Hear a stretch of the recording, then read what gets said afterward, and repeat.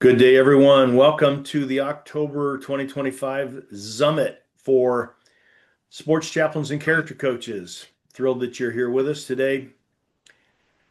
Our subject today is going to be how do you maintain your soul? What are the things you do to keep yourself afloat in the middle of a terribly draining, consuming kind of role that we have as sports chaplains and character coaches? How do you do that? How do you keep yourself alive? My name is Roger Leip. I'm the host today. We're going to run around the screen here in a second and welcome in our guests, and then we will jump into the conversation. Bob Lichty, if you will, tell us who you are and where you're serving, sir. I'm Bob Lichty. I'm serving on staff with FCA, but I'm serving at primarily at UW Stout in Northwest Wisconsin. I'm working with the football team and the basketball team, as well as I do a number of Zooms each week with coaches groups. Excellent. Jeff, can you tell us the similar things about yourself? Yeah, I'm currently serving with the United Football League, the UFL. Been working with them for going on 5 years now, and currently serving the Birmingham Stallions team. So it's been a Excellent. blessing. That's Jeff Ginsberger. Now, Yes, yes, thank Caleb. you. Yeah, you're welcome. Caleb, can you tell us similar things about yourself? Well, I've got my youngest right here, Charlie. Ah, hey, Charlie. His legal name is Charlie, but when he's acting up, I call him Chuck. And I'm out here in Colorado Springs. I'm on staff with FCA. I'm the campus director at the United States Air Force Academy. I am officially a character coach for the baseball team and unofficially a character coach for the football team. Do a lot of stuff with both of those teams, as well as all of our campus ministries and athletic department ministries at Air Force. Very good. Welcome. Glad you're here. I think some others may join us along the way here as we start our discussion. As I was thinking about what do you do to maintain your soul, I know what I do, but I'd love to hear what others of you do. I wrote down a list of things that I've heard either I do or other people have done that help them maintain the kind of the buoyancy of their soul where they don't sink. There's certain activities that some people do. Some people, it's their devotional life keeps them afloat. Others, it's fellowship with their church. Sometimes it's family. Some people, it's solitude. Other people, it's reading. Some people, music. Some people, Sabbath is a really big deal to make sure you rest well. Uh, let's start with Jeff. What would you say are the things that help you maintain your soul, keep it healthy? Great question. Yes, obviously, spending time with the Lord has to be a top priority. But my outlet and what refills my tank has always been fitness. Um, Ah, Especially just finally, sorry, I can put some video, but uh, I love sitting in a almost 200-degree sauna and just sweating it out. wow. So fitness has been very a big outlet for me to where, again, just a stressful day or whatever it may be, just go get a workout, move the body. That's one thing. I mean, yes, obviously community and fellowship is huge. I was telling somebody the other day, you look at the first church in the book of Acts, it just says Yep. they got together and they shared a meal. Yep. And they didn't do it just once in every blue moon. It says they, almost every day got together. And the interesting thing I was telling him is the Bible says there was not one need among them. So I think community is a big part of it too. So yeah, those are some of the things that I do. Really good. Really good. Bob Lichty, what are the things that are most helpful to you in maintaining your soul, sir? I think there's a couple. I think uh, like solitude is one. I mean, uh, I love the spring, summer, and fall. We have a little 9-hole golf course here, and it's one you can walk. Hmm. And I just like to go out and walk that and be leisure. One other thing I do is my Carolyn, probably 2 or 3 times a year, we go over to Door County, Wisconsin, and just well, it's great for me, but it's also great for our marriage to get me out of here and with her. And we just hang out. People go, "What do you do?" We just hang out. But yeah, and I'm like that. Every morning I get up, I have downstairs. I've got my stationary bike. I get on that. I do a devotional. I do, probably 40 minutes, uh, and to start my day, both physically and spiritually. Good, good. Just joining us from Iowa is Dave Applegate. Dave, can you tell us a little bit about yourself and what you do to maintain your soul, sir? Hey, thanks, Roger. I can't figure out how to get my video working here, so I'm not You'll trying be to. all right. I'm in Des Moines, Iowa, and chaplain for the Drake football team. And similar to what a couple of guys said, I love to be outside. Love to be God's creation. I'm a big duck hunter, and I get away and just go sit in the blind, and just love enjoying His creation, being outside. That's where I really get my my cup filled. Good, good. Great to hear your voice again, Dave. Caleb, out in Colorado Springs, what can you tell us about how you work to maintain your soul, sir? Yeah, I think a few things. Community's one. Having just being able to talk with not only my wife, but with good buddies of mine, former teammates of mine that love the Lord, and being able to connect on a personal level. Um, Kind of like one of those conversations where you guys have probably experienced it. It's almost like you're sitting there and you kind of are just like giving little mini sermons back and forth to each other in a way.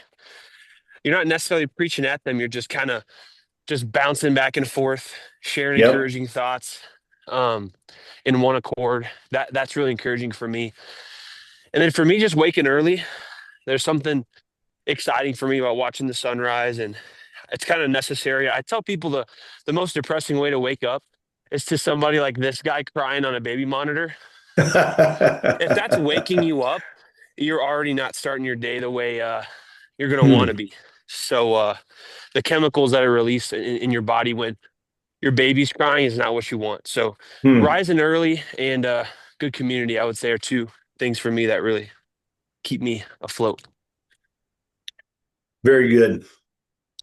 Off the chart extroverts like yours truly are not good at solitude generally, but That makes two of us. yeah, since losing Sharon at the end of June, I've had more solitude than I care to have, and but it's reshaping my heart in some ways. And I'm up early, walking a mile and a half or so every morning, usually before sunrise, and that little bit of quiet time and solitude with no big agenda, just to slow down and think and contemplate has been pretty healthy for me, as well as an afternoon workout and some other things that are kind of building some new rhythms into life, given a big change like I've experienced. Let me ask you, is there particular music that is helpful to you, or is there particular kind of writing that you read? Somebody or an author or some kind of genre of writing that you read that's helpful to you in maintaining yourself? Dave, anything like that ring your bell? Yeah, again, I apologize for my video. I hate hiding myself. I can't figure out how to get going here. So, It's okay. Yeah, we just we're talking with some of our Drake guys last night. I took some of our football athletes out to a high school, and they shared. It was pretty cool just to see our mission in action, to see the world transformed by Jesus, the influence of coaches and athletes. These Drake athletes were pointing these high school kids to the cross. And we talked about worship music, and yeah, that's something I've really plugged into the last couple of years, is just trying to be really intentional about. I love having it on. It's amazing to me how God will speak through that too. And I love music. I'm in your genre, Roger. So I grew up with Southern rock, and I still listen to that periodically. But there's something about just putting on worship music, and it's amazing how God can speak to you. And just driving in my truck and listening. And so, yeah, that's really filling for me. Gotcha. Worship music like Leonard Skinner, Allman Brothers, that kind of stuff. Amen. There you go. Yeah. Yep. Jeff, how about that? Reading or music, anything trip your switch there? I've never been a nonfiction guy. Ah. Reading for fun just never. I always tell people I went to football and I played school, so so if I'm going to read, it has to be, I feel like I want to feel like, so I'm always a big leadership guy. I love Yeah. leadership books. Obviously, love Christian books. And then when it comes to music, yeah, I mean, obviously, worship music's great. I actually was uh, in my training years back in the day. This was just a couple of years ago. It's called Orange Theory. I worked there for a little bit, Mhm. but Phil Wickham was in. He used to come to my class. So, Wow. guys like that who just, I mean, especially what worship music has come to today, and um, it's amazing. You talk about the rock and roll and all that, but we obviously know who created worship and who created music, and no, I never want to be too legalistic about it, but yeah, it's Yeah. amazing how my wife will ask me what I did an hour ago. I can't remember, but you throw out a song 40 years ago, and I could tell it word by word. So Yeah. yeah. But there's always great music out there to Good. move the soul. Good. Caleb, is there anything in particular you read or music to which you listen that is helpful to you? Yeah. Yeah, I love worship music. I also play worship music. If you guys ever want to hear two good worship albums, type in Caleb McKee on Spotify. I think I get 0.001 cents per listen. So if you want to help support a missionary out here, look me up, Caleb McKee on Spotify. I've got two worship albums, acoustic, playing the piano. That's actually a big thing for me is my boys love music. And so oftentimes a way for me to um, relieve my wife of her duties is to just kind of gather them around the piano, let them bang on the keys, and I'll play some worship songs. And my oldest son, who's almost 4, is old enough now where he can carry a really good tune, and Oh, it's uplifting to hear them sing, and also sing myself. And so something I like to do is try to create new songs in my mind, even when I'm driving. Again, sometimes I, being an extrovert, struggle with solitude. So if hmm. I'm going to do quiet time, sometimes I stimulate my mind with thinking of new songs. It's a Ah, fun activity for me. Um, and good. then reading, I love John Piper. I think he's Okay. got a lot of good stuff, and I've been reading his new version of his old book, Desiring God, recently. And with all Christian authors, it's not Yeah. the Bible, so you got to eat the fruit and spit out the seeds. But he's an author I like quite a bit. Good, good, good. Yeah, just joining us now also is Troy Collier. Troy, if you can open your mic and tell us where you are and a little bit about yourself, where you're serving presently, that would help. Hey guys, I'm Hey. actually just moved to Dallas and I'm actually in the middle of working here a little bit. Just moved in July, was serving with FCA for several years in San Diego and back in Champaign, Illinois. Um, right now, in between assignments from the Lord, still waiting on what He wants me to do here in Dallas, but wanted to jump on and say hi to my guy Roger and great to see Good. you. And I'll probably be in and out of this call a little bit. Not sure how long the call is going to be, but just wanted to Okay. jump on and say hi. Good. Can you quickly tell us what you do yourself to maintain your soul? Is there particular activities or reading or music, or what's the stuff you do that helps you stay in tune? Yeah, I know for me, it's I try to do as much as possible when it comes to uh, spending um, just intentional time. Try to have it scheduled in the morning. I have two girls in middle and elementary school don't want to rush that. Hmm. And so I'm trying to just find time in the morning before they get up. But then to me, it's really a all day thing. It's Okay. constantly listening to worship music, trying to meditate on scripture as much as I can. Yep. Um, but it's not because I can get very structured, Okay. and I can bore myself Hmm. because I become a check off list kind of thing. Yep. And I'm trying just be aware of his presence all day. And so Good. I'm growing in that, and I just want to have peace about that. Good. Good. Thanks, Troy. It's great to see your face. Bob, we hadn't asked you about music or reading. Are there things like that that are helpful to you? Yeah, I think, probably intentional, as I finish my work on that, it was for trip music and that, so I make sure I listen to it. I find myself too, I'm in on the car quite a bit, and you're listening to Yeah. sports radio, and pretty soon realize I got to turn on some Christian music now because I'm getting off base here. So, and that's kind of calming for me, As far Hmm. as reading, I find, I love to read, but I like to switch around, it's Christian, because I don't want to, I Yep. find sometimes I can, read too many Christian books, too many, and it gets to be there. And I like to switch to, coaches' books. Hmm. I was at Walmart and I found Kobe Bryant's, which is like 500 pages, Wow. switch it up. And so that's kind of the way I do. And, try and draw from coaches' books as well as then, relating them back to what I'm doing as far as our Christian reading. Good. Good. All right. Here comes the challenge for the day. One of the things I remember hearing at an FCA character coach and chaplains conference we did in Baltimore probably 9 years ago or so. A gentleman speaking was talking to us about, I mean, he's a counselor, so he's thinking about mental health and all this stuff. And he looked at us and he said, to fail to Sabbath, morally speaking, is equivalent to murder. And that punched me right in the nose.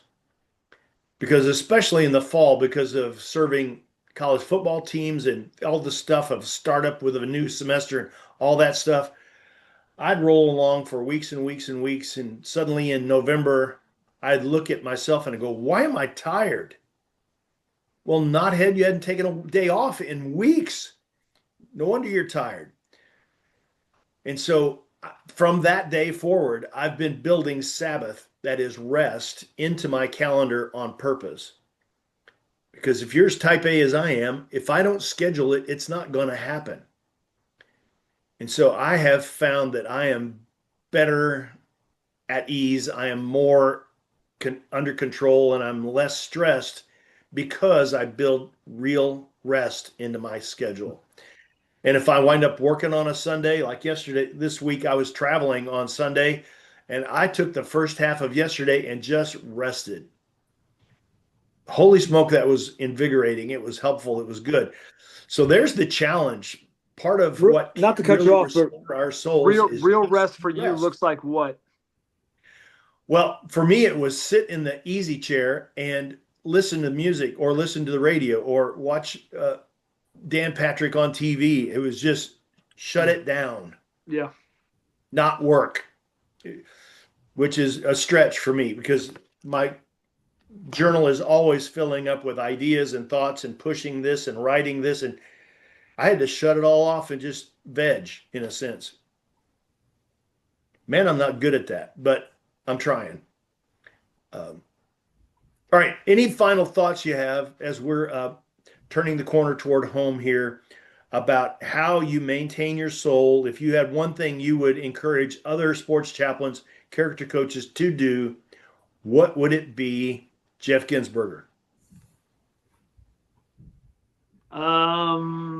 Yeah, again, we've all shared great things on here. I mean, for everyone, we all know what fills our tank, and you can't give what you don't have. So, Yeah. um, we're all at times like Paul being poured out like a drink offering. And Yep. so, yeah, you got to fill the tank up in order to be able to give it out. Good. Troy, can you jump back in to challenge us with one thing to be sure to do?